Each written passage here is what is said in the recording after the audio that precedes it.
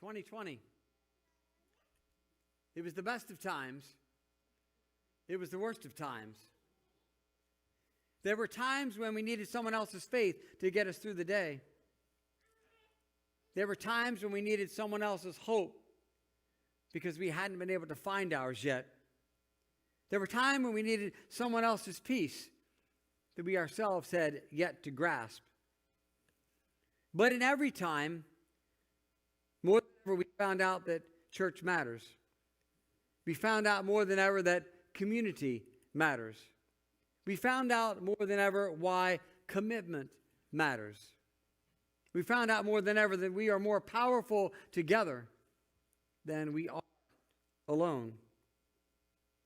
I want to share with you just a few highlights that an entire nation went through together. Here are some of the top searches. How to make a mask out of fabric. How to make hand sanitizer. How to file for unemployment. How to survive an outbreak. Where to find toilet paper. Where's my stimulus check?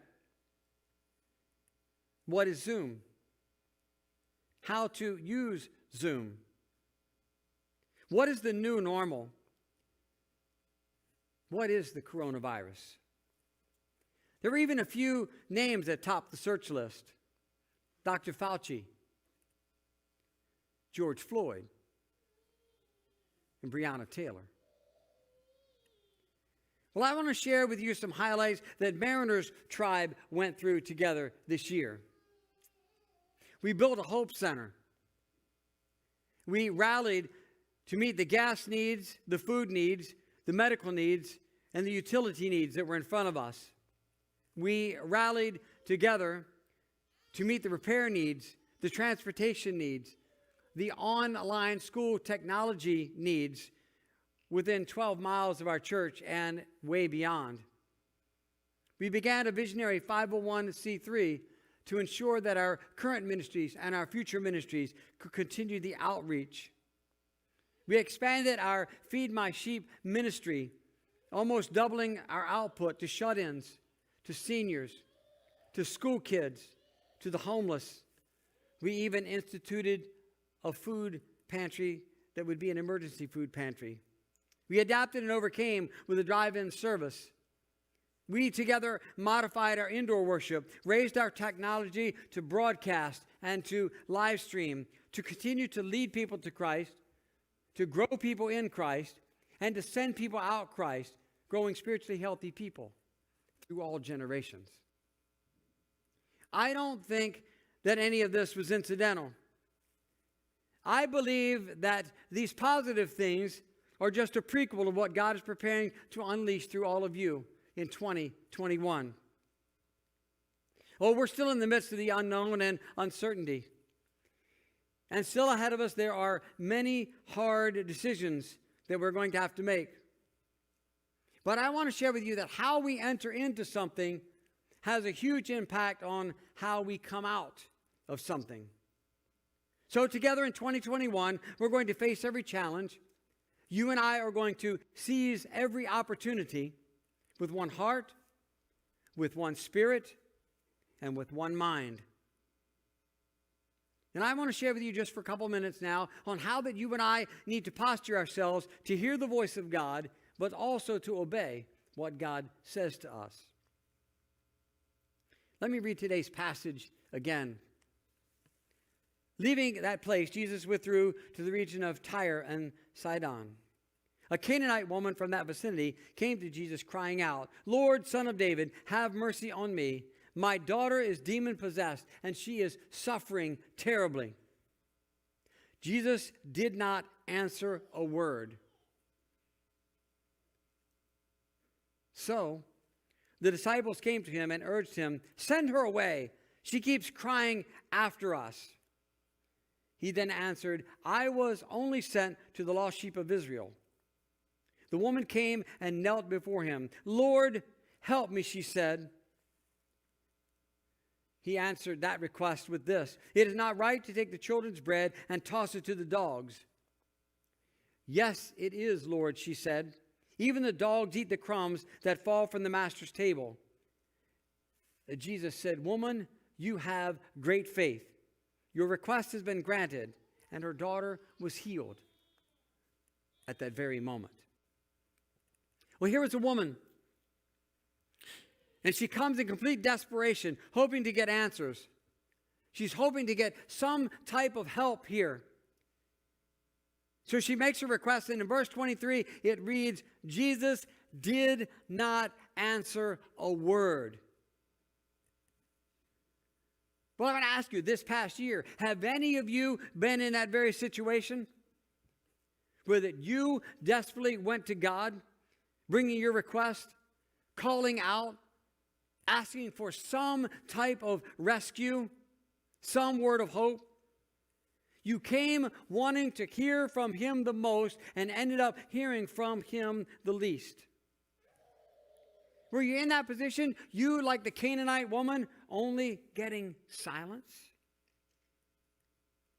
Let me share what I found out in my own moments like that when this happened to me. When God is silent, he is not sending us away. He is inviting us closer. God's silence is not a lack of interest, but rather an invitation to come close by. This year, for many of us, there were so many moments of silence.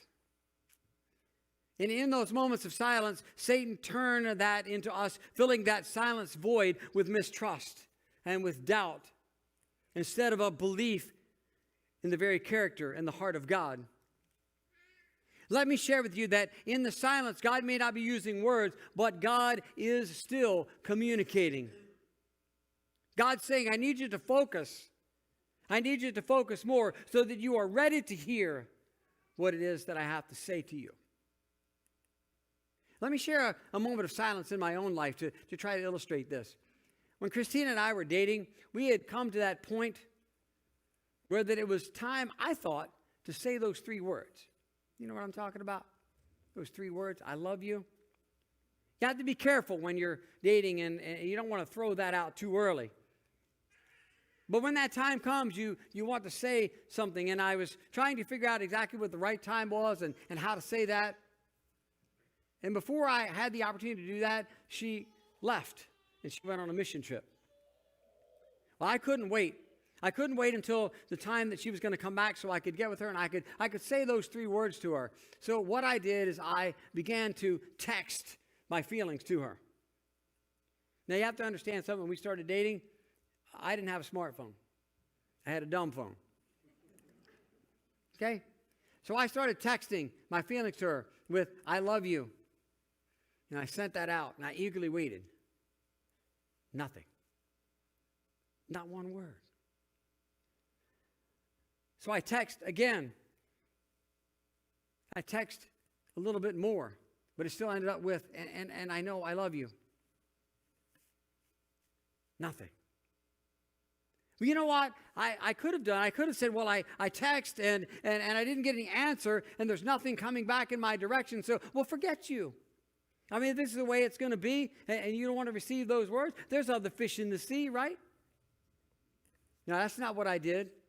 Now, even in the midst of that silence, it caused me to want to communicate even more. It made me not to want to wait until she got back, so I continued to text her more and more and more every day. And I just continued to share my love with her and how much that I cared about her and how much that I wanted to spend my life with her and to do life with her. Nothing. And she got back and we were able to go on a date and we got together and I said, well, did you get the text that I was sending to you? And she said, no. So we had that conversation that I wanted to have before she left, where that I shared my feelings with her and I told her that I loved her, and she said something back to me that I really already knew, but I really wanted to hear it.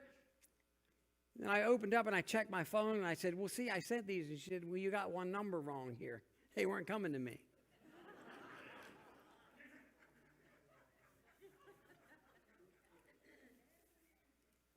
But see, my point in this is that God continues to communicate to us.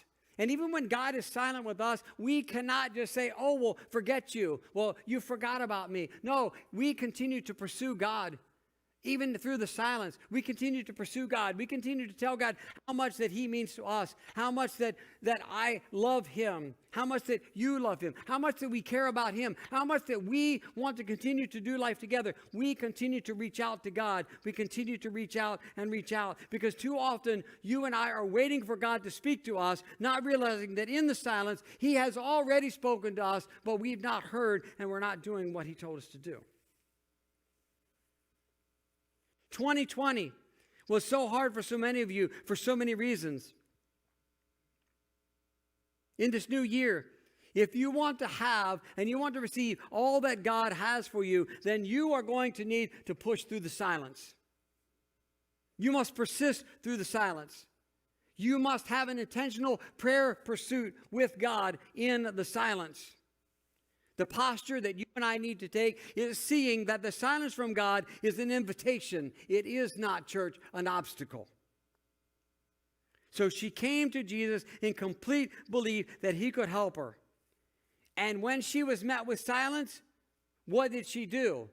I'll tell you what she did not do. She didn't just go away. No, verse 25, this is what she did when she was met with silence. She came and knelt before him, and she said, "Lord, help me."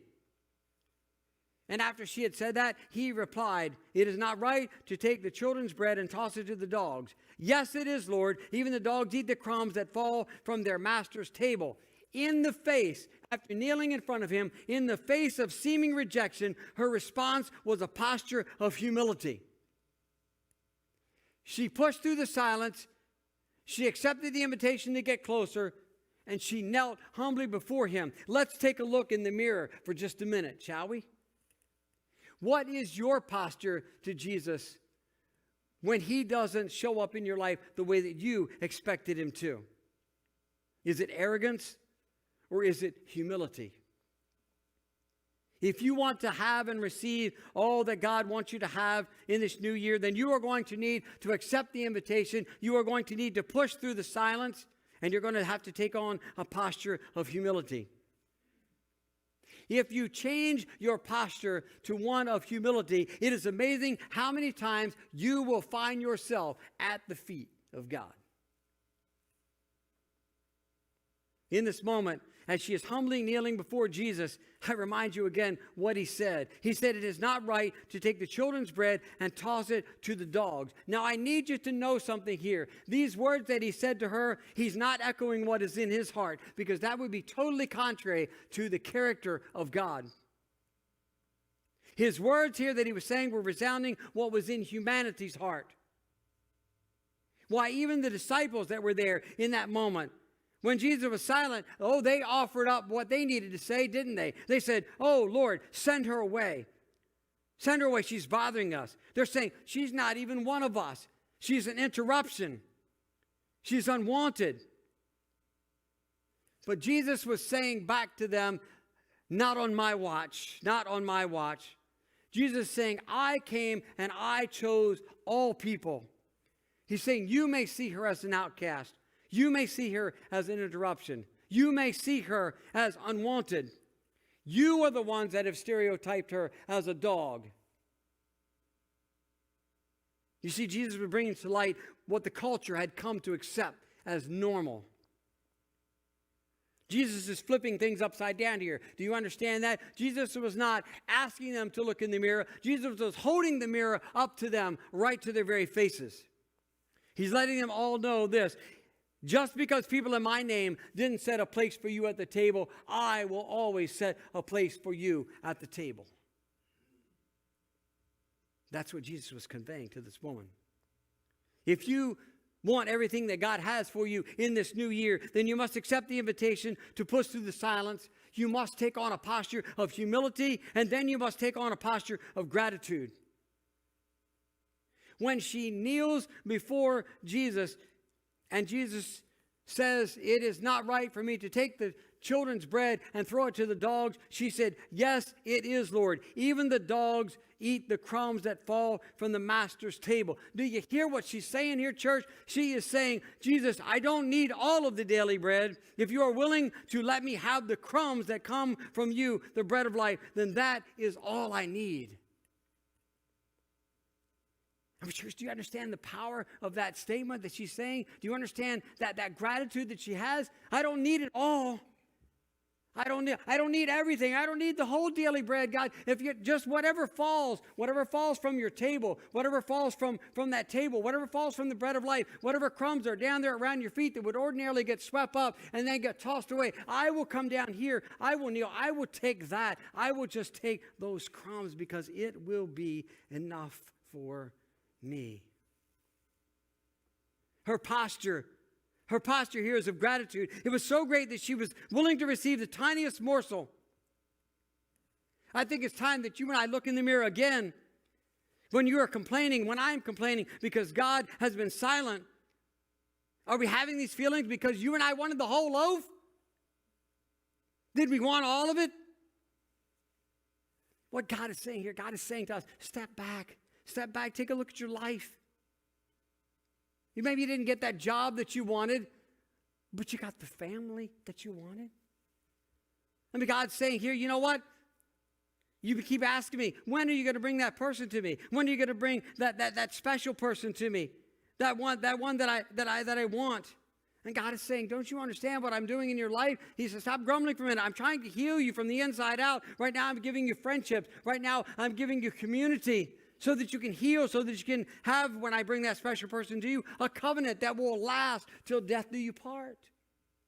I don't know what your situation is. I don't know what you may be grumbling or complaining about. I can only say I know what it is for my life. So put your own scenario in this right here. You see this posture of accepting the invitation, pushing through the silence. To approach God in humility and kneel in total gratitude is not just about God changing next year for you. It's about God changing your life. She is so thankful for the crumbs. If you and I are so thankful for just the crumbs, we will understand, like she did, that with only a little bit, our mighty God can do so much. This woman shows you and I what this posture of invitation, what this posture of humility, what this posture of gratitude looks like. And when we take on this posture, look how Jesus responds. Verse 28. Jesus said, "Woman, you have great faith. Your request is granted." And her daughter was healed at that very moment. Now, I know this year, so many of you have had more days where you felt frustrated than you did at ease. I know that you've had more times when you have felt worried than you have felt assured. I know you've had more days when you felt unhappy than you have joyful. I know that you've had more days when you felt weighed down than you have felt lifted up. And I know that those days turned into weeks. And I know that those weeks turned into months. And I know that those months have turned into a year. And it feels like a season that will not end.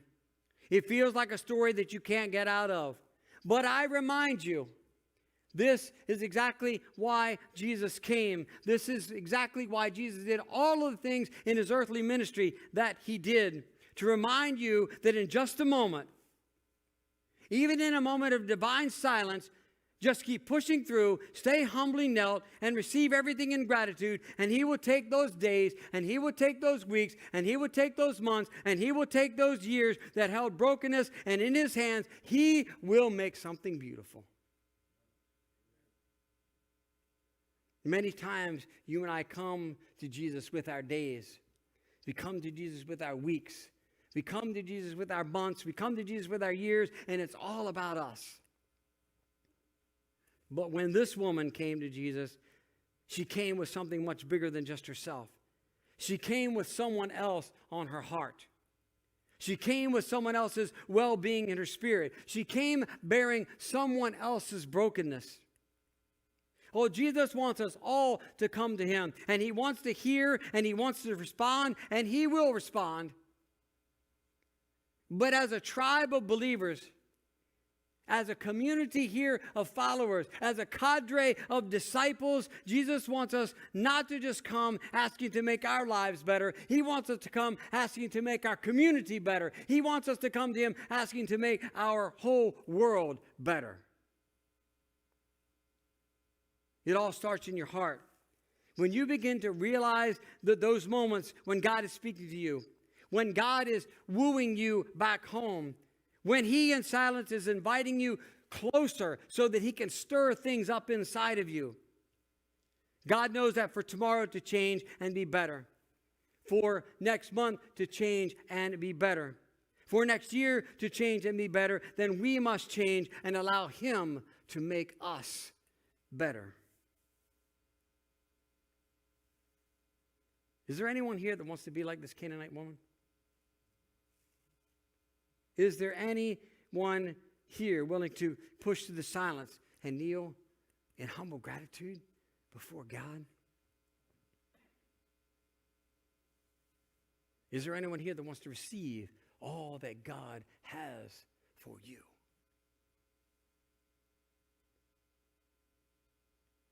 I hope there's somebody watching online that wants all these things as well. And right now, we're going to ask God to do what only God can do. We are going to usher in a moment of complete silence. A moment of complete silence. And I want you in this moment of silence to ask God, God, say whatever you need to say to my heart right now. And those of you that are online, please don't tune out. There's more to come. I want you to take this moment as well. I want you to take this moment of silence and ask that very question to God, what is it that you want to say to my heart right now?